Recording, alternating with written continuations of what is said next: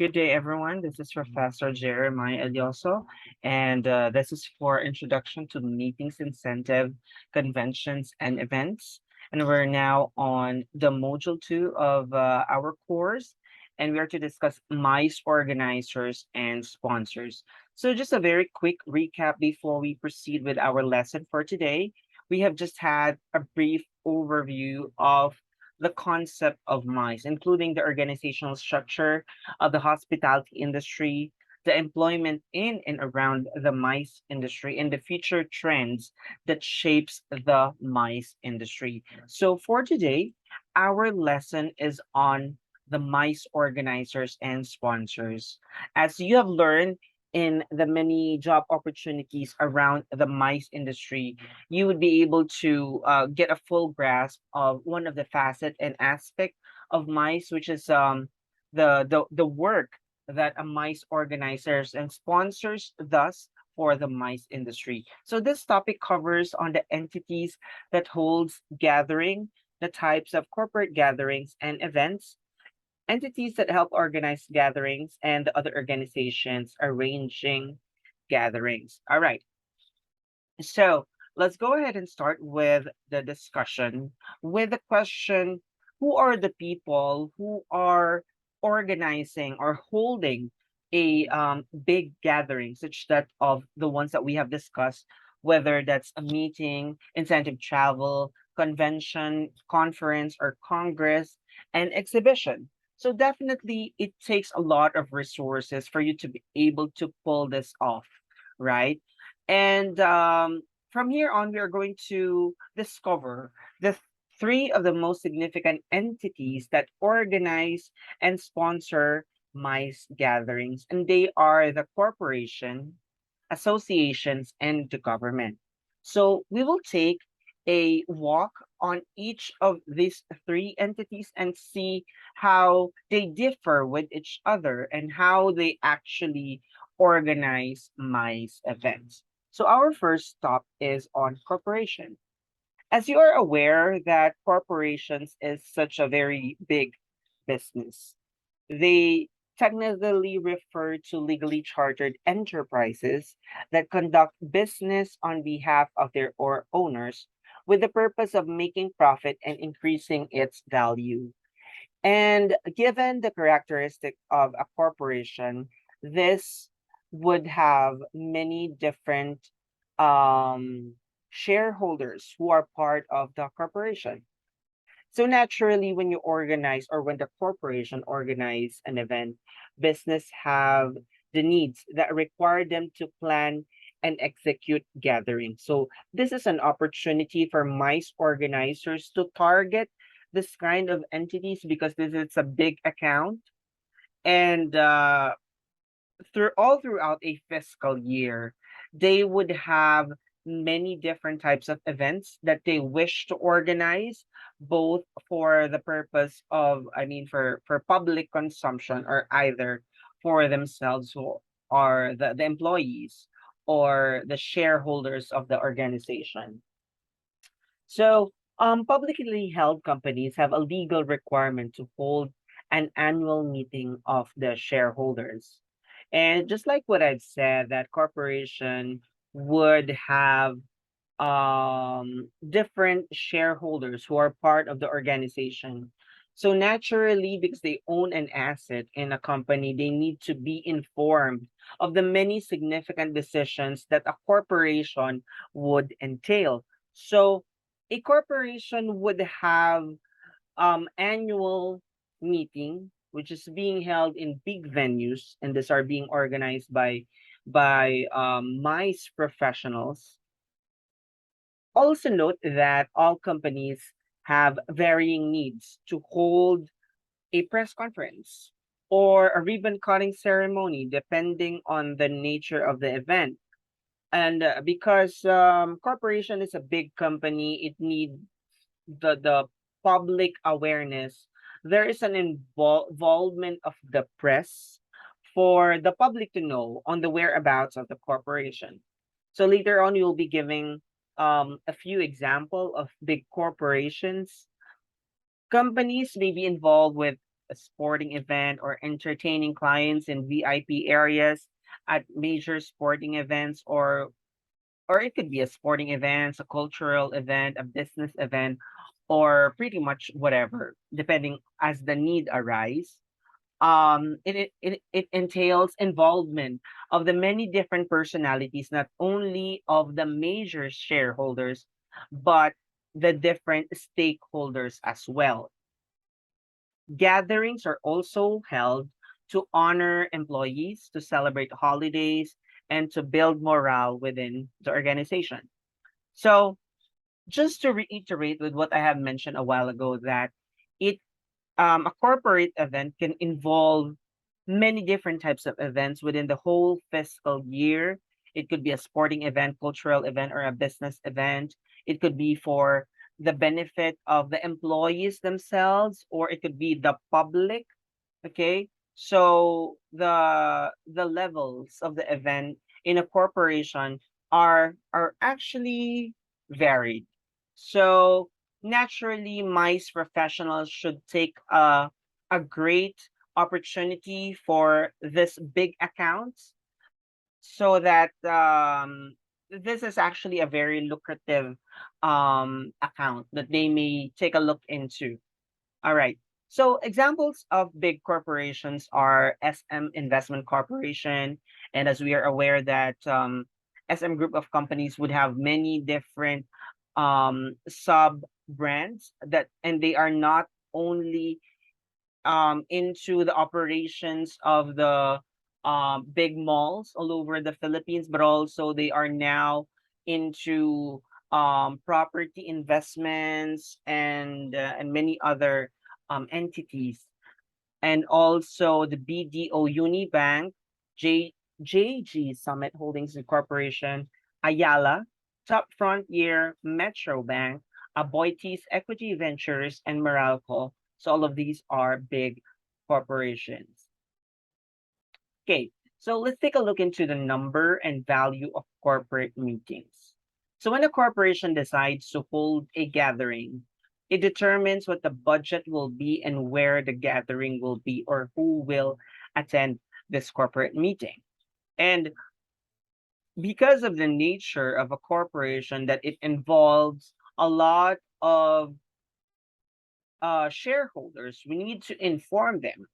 Okay, we need to decide on to which venue we're going to hold a meeting, and how much would the company prepare for the budget for this type of corporate meeting. The corporation typically pays for all of the expense associated with attending the meeting. Therefore, the company is in control, including all of the hotel expenditure, the travel expenditure, the food, and whatever expenditure that is associated with that kind of corporate meeting is all charged to the account of the corporation. Many corporate meetings are booked as needed, and it typically is less than 6 months before the meeting will be held. Although there are meetings that are organized on an ad hoc basis, but because of the um the nature of the corporation, and it involves a lot of stakeholders coming from different geographical setting or location, it need to be planned ahead of time, so that the members of the stakeholders could prepare their travel in advance. The decision to hold a corporate meeting is typically made by persons in position of key responsibility within the corporate hierarchy, such as the officers and the senior managers of sales and marketing. Now, let's go into the different types of corporate gatherings and events, including their purposes and objectives. So we will be taking a look into the description of a stockholders meeting, board meeting, management meetings, training meetings, incentive trips, sales training and product launches, and professional technical training. Okay, so first stop is the stockholders meeting. So just like I have said that in a corporation, there are stockholders. So The stockholders will need to be aware of certain provisions, policies, agenda that is happening within a corporation. And therefore, voting shareholders of a corporation are invited to attend the company's annual stockholders meeting for them to become aware of what's happening within the organization. And the attendees are presented with reports on the state of the corporation and have the opportunity to vote on issues of significance. For the board meeting, the board of directors is the governing body of a corporation that typically meets several times a year, usually in the city where the corporation is located. And then the management meetings, there are numerous reasons for a company to hold management meeting, and every major division of a corporation may have a need to bring its decision makers and other important personnel together to develop plans, review performance, or improve their processes. So this is not different from the way we at the management sector would have management meetings where there is a collaboration between the head of the organization or of the school in my case, and also the management meeting is composed of the deans, the program chairs, the vice president for academic affairs, where they meet in a designated venue to decide on something or to collaborate and brainstorm for a certain project or development plans. And it's in a similar fashion with big corporations. They invite the vice president of different areas or segments of the company, and also the maybe the supervisors and the managers to be on a certain place and to take part on the important management meeting. And then number four is the training meetings. As companies undergo change, it may be necessary to hold training meetings to bring their managers and key employees up to date on improved methods of job performance or to gain skills needed to operate new systems and equipment. So, in the human resource management perspective, training is very important for the employees for them to become abreast with the changes that's changing the landscape of the industry. They need to upscale and upskill so that they would be able to get to the latest trends and technologies that is being used in their respective industries. So this could be scheduled ahead of time, and managers would have to come together to plan for this kind of training meetings. Number four is incentive trips, or this is number five rather. Many corporations offer incentive trips to reward their top performance based on certain criteria. So we were talking about incentive trips on the onset as we give an overview of the MICE industry. And trips are often an exciting and glamorous destinations. An emerging trend is to schedule a number of activities for the participants to provide an added value to sponsoring corporation. So an incentive trip can be a very nice motivation factor for employees to perform better or to reach a certain quota or to hit a target. And once they do, they are given this incentive trips and travel. So it could be domestic travel or an international travel by which they're going to visit different destinations. This could be purely on a leisure basis or can be um, combined with business or the one that we call leisure or business and leisure travel as part of the itinerary for the incentive trips. And then moving forward with the sales, training, and product launches, these events are often held to to upgrade the performance of the sales staff, distributors, and retailers, and to introduce new products and services to distribution networks and the general public. So this is like a similar to the training meetings. However, the sales training and product launches are very much specific to for the employees to become aware of a certain products or services, for them to know it better, or for them to um gain product knowledge for a new product that is being to be launched into the public. And then the last would be the professional and the technical training. These meetings may be held to bring managers and others up to date on issues relevant to their role within the company and to enhance the knowledge of their service providers. So it's not really very far from the one that we have discussed a while ago, that different professions would require training every now and then, because there are many different factors within our environment that's changing the landscape in the way that we do things. So naturally, we need to immerse ourselves to professional and technical training for us to become abreast with what's happening around our environment. Now, now that we're in the 21st century, we are all aware how gatherings and events have changed in the recent years, most especially now that we have experienced pandemic. We have gone from the face to face gathering to the virtual and now to the hybrid. So during the onset of the pandemic, we were so much accustomed to using many different platforms or medium for us to gather virtually with the help of Zoom, Google Meet, and many other applications and technologies. We are able to meet virtually.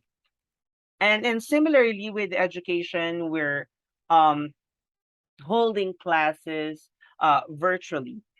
Yes, definitely there's an advantage and disadvantage to this. And it's really never not far from how the corporations did their trainings, gatherings, and events. And now that there's a slight easing out on the pandemic, although the threat of the COVID-19 is still there, we're shifting from purely online to hybrid. So when we say hybrid, there is the mix of the face to face and also the virtual, which can be done in the context of gatherings and events. And similarly with how we do our educational setup nowadays, we are also experiencing advantage and disadvantage to this kind of setup. But nevertheless, the objective is still there for whether this is for whatever type of gathering it is. The objective still should be met, whatever platforms or whatever modality the gathering is. So let's take a look into the attendees for a corporate events. Most of the attendees of a corporate gathering or event are members of the corporate family and persons who have a close relationship with the company. So, what does that imply? Majority of the attendance of these meetings is mandatory. So, considering that most of these are the members of the corporation, are members of the family, or shareholders, or people who have a key position in the organization, it's very important that you attend that meeting because it is mandatory. And sending invitations or notice to those who will attend constitutes the majority of the promotional activity. So naturally, we could infer that the promotional activity for this one is only internal, meaning to say that information dissemination can be done via memo or via email, or um, it can be posted on the bulletin board within the organization. So we really do not need that much of an expensive marketing ploy or marketing strategy to advertise our activity. However, there are some unique corporate events that need to be publicly advertised if there is an involvement of the public on that specific event.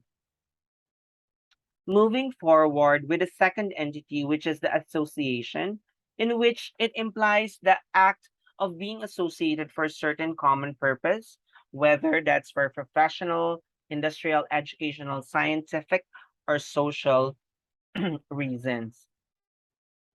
Gatherings such as annual convention, topical conferences, world congress are held for the benefit of the association. Other gatherings need to be held for the betterment of the organization. Example is leadership development workshops. Many associations have an affiliated exhibition in conjunction with their convention, at which products or services of interest to the attendees are displayed. So we have, as part of the characteristic of a convention, we have discussed that during our first meeting that a convention is not only just a gathering for meeting purposes, but it could also come along with it an exhibition of products and services, not only for the attendees or for the members of the association, but also can have the involvement of the public. So example of associations are the Corp or the Council of Hotel and Restaurant Educators of the Philippines, in which I am a member of, and also the Field Food X or the Philippine Food Processors and Exporters Organization, and the Hotel and Restaurant Association of the Philippines. Okay, so as to the number and value of association meetings, a major difference between association and a corporate gatherings is that attendance at association meeting is voluntary, meaning to say it is not mandatory. Because as a member of that association, you can attend a certain meeting or event, or you may not attend that activity. Another difference is that the attendees are personally responsible for their registration, transportation, hotel accommodation, and related expenses, as opposed to what we have discussed a while ago with the corporate meetings, where the expenses is held on the account of the company or of the corporation. In some instances, employers may fund the attendance of the employers or of the attendance of the employees, and may fund the employers of and both the employers and employees at industry and professional association events that are work related. And just like with my experience, whenever we would be attending a conference or an event, and because we are representing our company, some expenses may be shouldered or may be sponsored by our employer. And some of or part of the expense of attending that kind of event is shouldered by the members themselves. So it vary accordingly depending on the generosity of your employer or of the company. Association meetings, especially conventions, tend to be very large, ranging from several hundreds to tens and thousands of attendees. So for the decision-making process for association meeting is rather complex and goes through several distinct stages. And once it is decided that the meeting will be held, the location needs to be decided. So, just like with any association, there are officers that are in charge for planning for this kind of event. They also seek the professional help of MICE specialists to assist them in organizing for the event, choosing the venue or the location, and the rest of the activities that are needed for organizing an association related event. So for the types of association, it varies accordingly depending on the size and also depending on the distinct characteristic of that association. So in terms of the size, let's go from the smallest up to the biggest. So that is from local to international. But first up, let us have the local association where most members are located in the metropolitan area where the organization is located. So in our respective locality or municipality, there are many different types of association. It could be a professional association or an academic association or interest related association. So in Lukban, Quezon, there are, say, associations of longanisa makers or association of artists of Lukban. So it varies accordingly. And definitely there are many different events that are held for the benefit of the members themselves, or the event is only localized in nature. Now, stepping up the game is the state association where most members are located within the state or within a provincial level where the organization is located. Say that on a provincial level that we're talking of Quezon. An example of a Quezon-based association is the TOQPPI, or the Tourism Organization of Quezon Province, um, where this it's an organization composed of the many different tourism enterprise. So it's composed of the restaurant owners, hotel owners, um, members of the academe who are in the tourism sector. Are sometimes they're holding meetings and events for the members themselves and also for the stakeholders. Now, on a regional scale, most members are located within the region. So as we are aware that in the Philippines that there are 13 regions. So from region 1 to 13, there are many different organizations that you can find. So Quezon is or belong to region 4A or Calabarzon region. Just like with what I have mentioned with COREP, there is a regional branch or organization for COREP. So I am a member of COREP region 4A. Then there's also COREP national. So on a national scale, most of the members are located within the same country. So in our context, it's the Philippines. So there's a national association that and the members may come from either Luzon, Visayas, or Mindanao, and at a certain event they come together to attain a specific objective of an event. And then on an international scale, members is comprised of people coming from different nations. So they come from different countries. Professional organization is a whose membership is comprised of persons from the same industry. Say that it's an organization for makeup artists, profession organization or association for bartenders or for chefs or engineers or human resource managers. So moving forward with the nonprofit association, these organizations have a special tax exempt status granted by the Internal Revenue Service.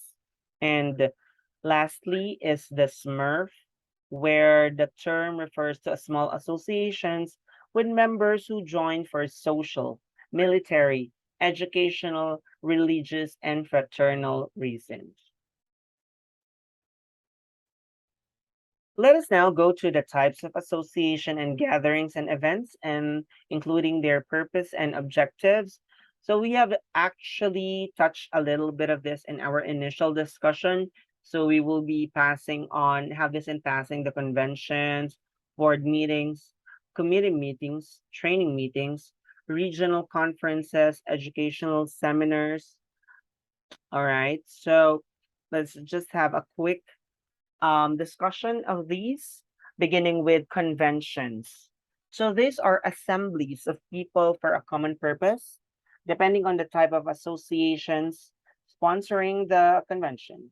It may attract attendees from state, regional, national, or international market, and many conventions have an exhibition as an added feature and maybe a major source of revenue.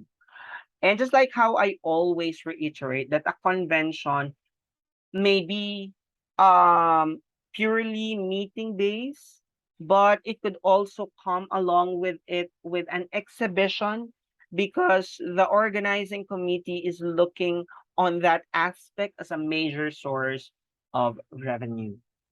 Okay. The second one is the board meetings.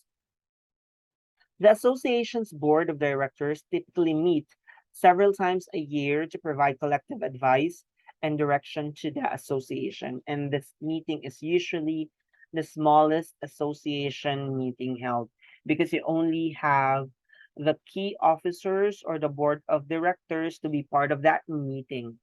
All right. For committee meetings, many association committees will hold smaller meetings to discuss the affairs related to their purpose. Examples are the government relations or the publications committee. So depending on the type of the event, it the organization may organize different committees that will be responsible for the many different aspects of an event or the many different aspects of the business. So the committee meeting may call for the meeting of the members of that committee to come together to decide and plan for their respective committee for the organization or for a particular event. Number four, regional conferences. Organizations with a regional structure often schedule one or more events each year to bring members together who are in the same geographic area. So this is on a regional scale. Okay. For training meetings, associations often offer their members opportunities to upgrade their professional skills and knowledge through meetings targeted to specific topics. So, similar to what we have discussed in corporate meetings, association meetings would also have to gather for training of their members for professional upscaling and upskilling. And the number six is educational seminars, association meetings led by an expert and allowing the participants to share their views and experience. So, as a student, perhaps you have been into many different kinds of seminars and also webinars. On the onset of pandemic, there's a lot of webinars that we have attended and the topics range from the many different aspects of the hospitality, and the organization or the association are inviting resource speaker for a keynote or to talk on their views and experience on a certain topic at hand. For the association meetings, attendance is voluntary, just like what I have reiterated. The meetings must offer appealing programs to draw the members to attend on that event. The marketing of association meeting is critical to the success of the gathering. And considering that the attendance is voluntary, you need to have a very good marketing strategy to be able to attract your attendees. All good association marketing should begin with understanding of who the members are and their needs. So definitely there should be a needs analysis and understanding of the demographic profile of your members so that your event would be able to attract your respective attendees. And the last entity would be the government.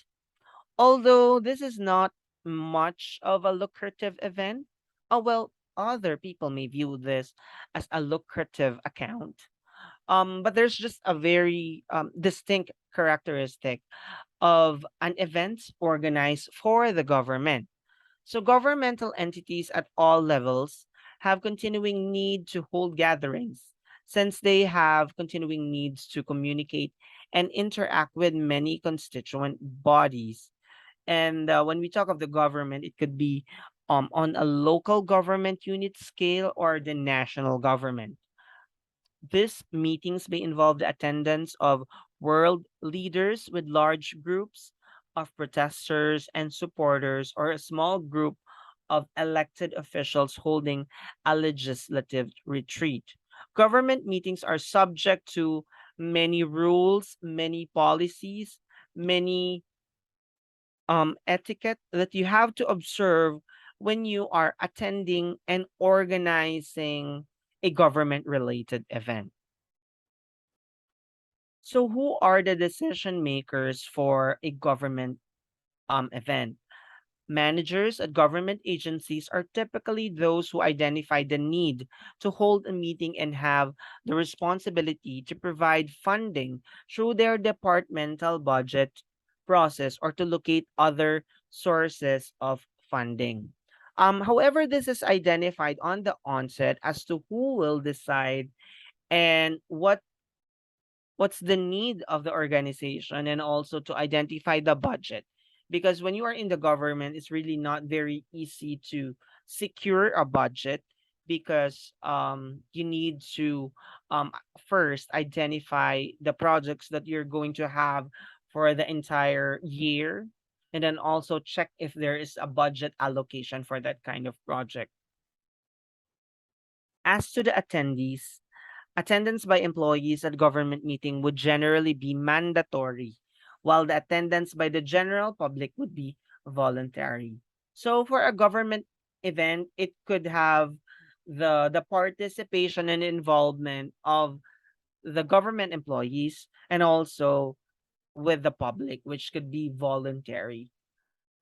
As to security, there is no segment of MICE more attuned to safety and security than the government, because as you may have seen in the news or have observed, not maybe in the local setting and also with the national setting, that you really have to make the government activity be secure because it involves politicians and VIP, just like with the national events where the president would have the PSG and they need to observe protocols, okay, when in the many different aspects of the event. So, what is the need for marketing to build attendance, considering that we have mentioned a while ago that the attendance for the employees is mandatory, whereas the public is voluntary? How do we encourage or motivate the public to take part in this kind of government activity? Government meetings have characteristics typical of both corporate and association. So we could take a look into the unique characteristics of both the corporate and association, because the government would possess those kinds of distinct characteristics as well. Mandatory attendance by the government employee requires only sufficient notice to be provided so that the participants can adjust their schedules in order to attend. So that means to encourage or to create an awareness for the government officials and employees. You need to have memorandum to to impo- to inform them that there is this kind of activity. As to the public, it's a totally different take. You could think of many different strategies and use different platforms or media to inform the public, to create public awareness on the event, or their to attract their or to gain attention for their participation on this kind of activity. So, as to the entities that help organize gatherings, there's exhibition management companies, association management companies, event management companies, and professional congress organizers, in which these are the entities that help organize gatherings. So let's take a quick look as to how they are different from one another. For the first one, the exhibition management companies, these companies both develop and produce shows that profit their companies as well as produce events for a sponsoring corporation, association, or government client. And this is really a lucrative company because they are handling big events and they are taking good care of their corporate accounts because it's a big entity and they are able to produce big shows and big gatherings. For association management companies, this type of company is contracted by association to assume full or partial responsibility for the management of the association based on its needs. So association is tapping on the association management companies, which is composed of events professionals who are taking full or partial responsibility on handling their association as an account because there is um an ad hoc event that is being organized for them. There's also regular events that are being organized by the association. For event management companies, these companies are usually brought in to manage a specific aspect of a larger gathering. So you can see that we are actually going on from a macro level to a smaller level. For an event management companies, usually these are small scale event organizer holding not really very large event, but this could also be lucrative. And the last one is the professional congress organizers or the PCO, which is used to designate a meeting management company or meeting planners because the meeting planner professionals are really or they really know the in and out of organizing a meeting for companies. There are other organizations arranging gatherings, could be the political organizations, labor unions, fraternal groups, military reunion groups, and educational groups. Okay, so with that being said, our lesson for today has just ended. Hoping that we are able to cover up all of our lesson objectives that is intended for the day. And on our next meeting, we are going to discuss filling the event gaps of an event concept. And we're now reaching one of the highlights of our um, highlights of this introduction to meetings, incentives, and conventions and exhibition is to actually prepare for an event proposal. And we are going to use all of the theories and the knowledge that we have learned in organizing the event. And that means preparing for an event proposal for your respective client. So, on that note, our session for today is done. Thank you very much, and I hope that you have learned a lot today. Thank you so much, and this has been Professor Jeremiah Alyoso, and I do hope that you have a great day. Thank you and goodbye.